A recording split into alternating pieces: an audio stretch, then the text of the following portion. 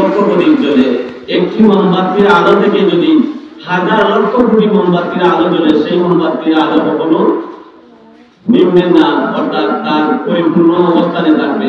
কিন্তু আলোকিত কয়েকজন আলোকিত সন্তান আপনাদের গ্রামে জন্ম হয়েছে বিদায় আজকের এই তাদের আলোর প্রসারিত আজকের যে যুব সমাজ ইচ্ছা করলে এই এলাকার মধ্যে, এই গ্রামের মধ্যে গানের একটা অনুষ্ঠান করতে পারত, কিন্তু না, তাদের সুস্থ মস্তিষ্ক আল্লাহ তাবারাক ওয়া তাআলা পবিত্র কোরআনের মধ্যে বলেন, মিনহা খালাকনাকুম ওয়া ফিহা নুঈদুকুম ওয়া মিনহা নুখরিজুকুম তারাতান উখরা।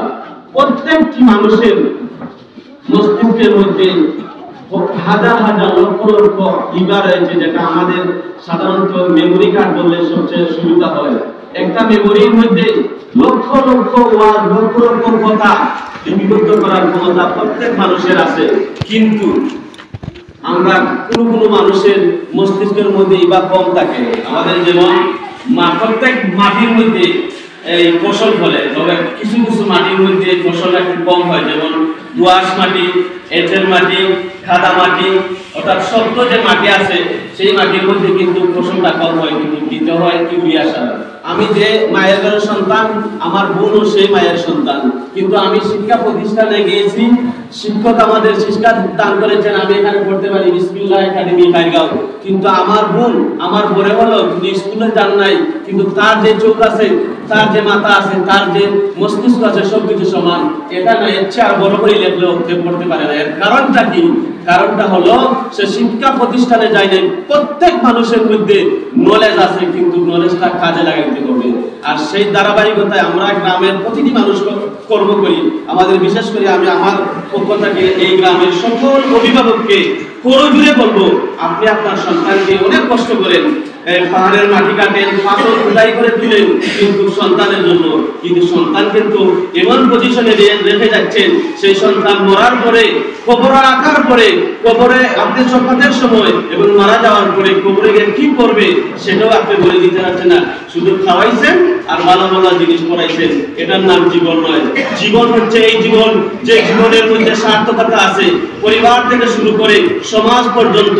আমরা শুধু মনে করি যদি খাইরগাঁও একটা নিম্নমানের গ্রাম, এই গ্রামের কোনো কিছু হবে না। না, কিশোরগঞ্জের মানুষ রাষ্ট্রপতি, যেখানে এখনো যেতে হলে অনেক কিছু লাগে, নৌকা ছাড়া যাওয়া যায় না, কিন্তু আমরা কেন পারবো না? আমরা পারবো। কিন্তু আজকে থেকে প্রতিজ্ঞা করবেন আপনাদের, আমি একটু সময় নিয়েছি, আপনারা প্রতিজ্ঞা করবেন আজকে থেকে আমার সন্তানকে এই প্রতিষ্ঠানে পাঠাইবো। এই প্রতিষ্ঠানে পাঠানোর পরে কয়েকদিন পর, কয়েক বছরের পর আমার মতো দাঁড়িয়ে বলবে, বাবা উই ক্যান উইন, আমি জিতবো। তখন আপনার বুকটা ভরে যাবে। সমাজের মধ্যে যদি এক বেলা নয় 5 বেলা ভাত খাওয়ার পরে কিন্তু সম্মান পারে না। সম্মান হচ্ছে ঐতিহ্য, সম্মান হচ্ছে সহনশীলতা। আপনার সন্তান যখন ভালো কিছু করবে, আপনার শুধু সম্মান বাড়বে না, এলাকার সম্মান বাড়বে। শুধু এলাকার নয়, আস্থা দেশ এবং জাতির জন্য কল্যাণকর নিয়ে আসবে। আশা করি আপনারা কিছুটা হলে বুঝতে পেরেছেন। আমি বিশেষ করে আবার অনুরোধ করব, প্রত্যেক অভিভাবক যেন তাদের প্রতিটি সন্তানকে এই একাডেমিতে পড়ে আগামী বছর দেখবেন এই একাডেমির সন্তান এখানে দাঁড়িয়ে ইংরেজিতে বক্তব্য দিবে। তখন আপনারা বুঝবেন আমি আমার সন্তানকে আমাদের ঐতিহ্যকে ধরে রেখেছি। আসুন আমরা সমাজ থেকে কুসংস্কার দূর হবে, শান্তি ফিরে আসবে, ঘরে ঘরে বিভক্তি নষ্ট হবে না এবং বাইরে বাইরে ব্যক্তিত্ব নষ্ট হবে না।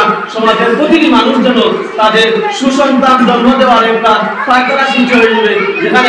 এখানে শিক্ষা প্রতিষ্ঠান হবে, আপনি নদীর মাস্টার হবেন, কলেজের একটা পড়ুয়া সন্তানের আপনার করে থাকবে, সে পড়াইবে, তার কাছ থেকে আলোর সৃষ্টি হবে। আসুন আমাদের দেশকে গড়ি, সমাজকে গড়ি, পরিবারকে গড়ি, পরিবারের প্রতিটি মানুষের সাথে ভাতৃত্ব সৃষ্টি করি।